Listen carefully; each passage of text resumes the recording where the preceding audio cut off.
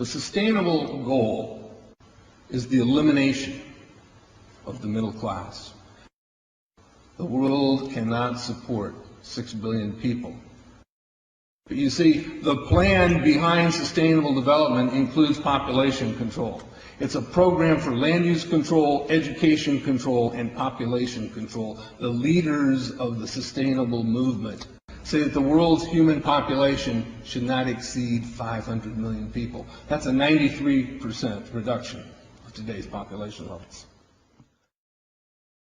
In 1992, while the Rio Conference was going on, George Bush, then president, was there. He was just offshore in Prince Charles's yacht, where he executed the agenda21 protocols on behalf of the United States and brought it back to Washington, D.C. Within a year, Bill Clinton, by executive order, established the President's Council for Sustainable Development. In 1996, Bill Clinton set up the President's Council on Sustainable Development. One of the dictates of Agenda 21 is that every country in the world is to set up a national council to oversee the implementation of Agenda 21. I've listened to Gorbachev explain, we are writing a new set of 10 or 15 commandments to replace the original 10. Which one of the 10 do you think these guys don't like? Thou shalt not lie, thou shalt not steal, thou shalt not covet. Because I'll tell you what, these people have lied to us. They're in the process of stealing all of this nation's natural resources, and they covet everything you have left.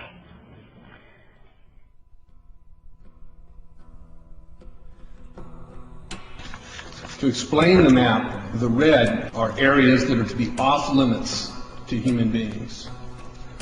If you live there, you won't. The yellow areas are the areas for major control of all human activity.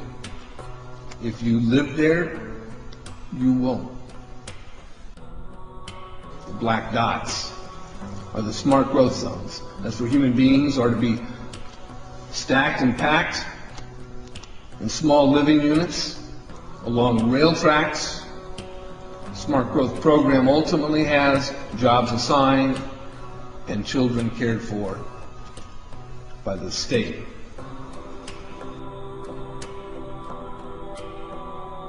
And in conjunction with Codex Alimentarius, food will be limited and water consumption will be decreased to 10 gallons per day per person. That is over a 90% reduction in people's average daily water consumption. And along with shortages of food and water, the food we will be provided with will be genetically manipulated and nutrient deficient. Genetic manipulation of food causes complications in metabolizing and utilizing food for energy. In June of 2003, scientists reported that the gene sequence of the inserted genes into crops had actually changed their order, that had re-scrambled. So the genetic inserts are not stable. Another laboratory confirmed this and found that it had changed in the same varieties in different ways that they had tested. So not only is it unstable and changing, it's not even uniform in the way it's changing. This is incredibly dangerous. Nutrient deficiencies due to Codex's planned vitamin and mineral ban will cause billions of preventable diseases.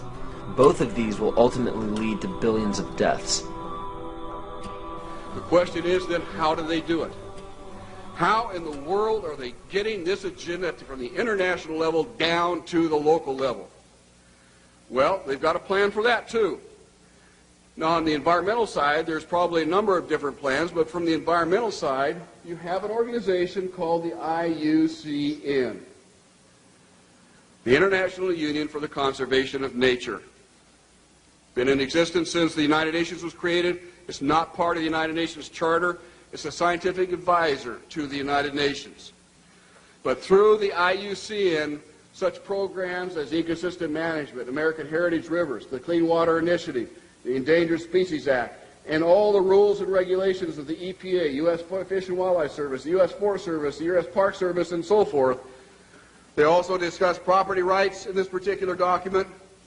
They say that property rights are not absolute, they're not unchanging, they're not inalienable like our Constitution and the Declaration of Independence today states. Rather, they are a complex, dynamic, and shifting relationship between two or more parties over space or time. In a biocentric approach, says the IUCN, the rights of nature are defended first and foremost on the grounds of the intrinsic value of animals, plants, rivers, mountains, and ecosystems, rather than simply on the basis of the utilitarian value or benefit to human beings. In other words, nature comes first. Nature's needs comes before man's needs. In a religious context, it's called pantheism, the belief that nature is God. It goes on to say, even worse, people are then members of a community of beings, like human beings, living and non-living. So a rock is now elevated up to the status of a human being, and they're both equal in the eyes of this belief system. It's not hard to imagine that if you believe that humans are the cause of all of Earth's problems, that we're overpopulated. They give two solutions, and only two, to this problem. The first is that it's estimated that an agricultural world in which most human beings are peasants should be able to support 5 to 7 billion people. Well, folks, we have 6 billion people right now. That means all of us in this room, or nearly all of us in this room, are going to have to become agrarian peasants if we use this solution.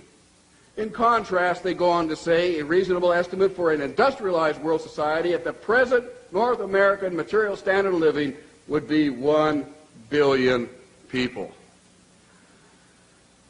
So if we wanted to maintain our current standard of living, we would have to reduce the Earth's human population by somewhere around 70%.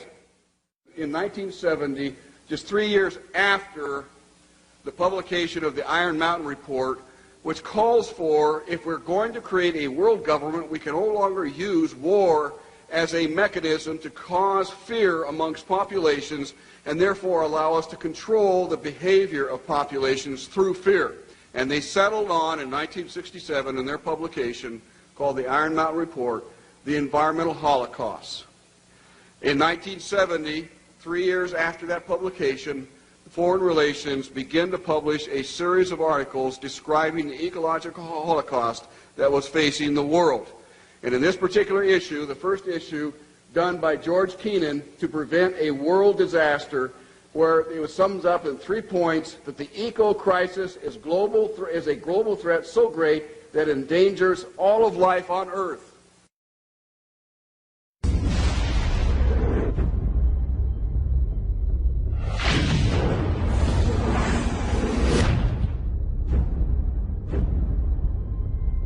If you look at the 10 hottest years ever measured, they've all occurred in the last 14 years. And the hottest of all was 2005. We are causing global warming.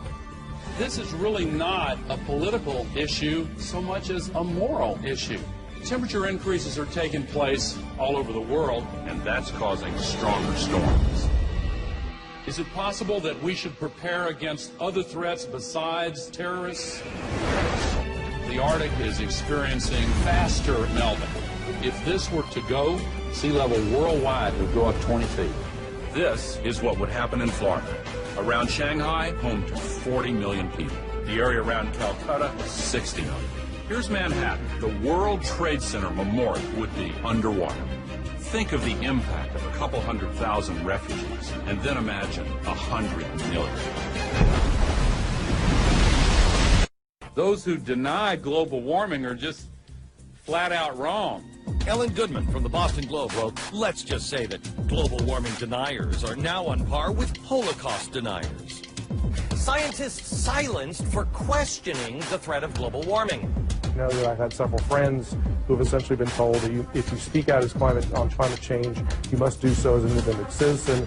If you do so through our organization or through our institution, you will essentially be fired. Once you realize how many holes there are in the consensus solution, you may begin to open up your mind to the other side of the global warming debate as a whole. The only consensus I'm aware of is that it's warmed in the last century. They completely ignore the fact that there's this thing called the Oregon Petition that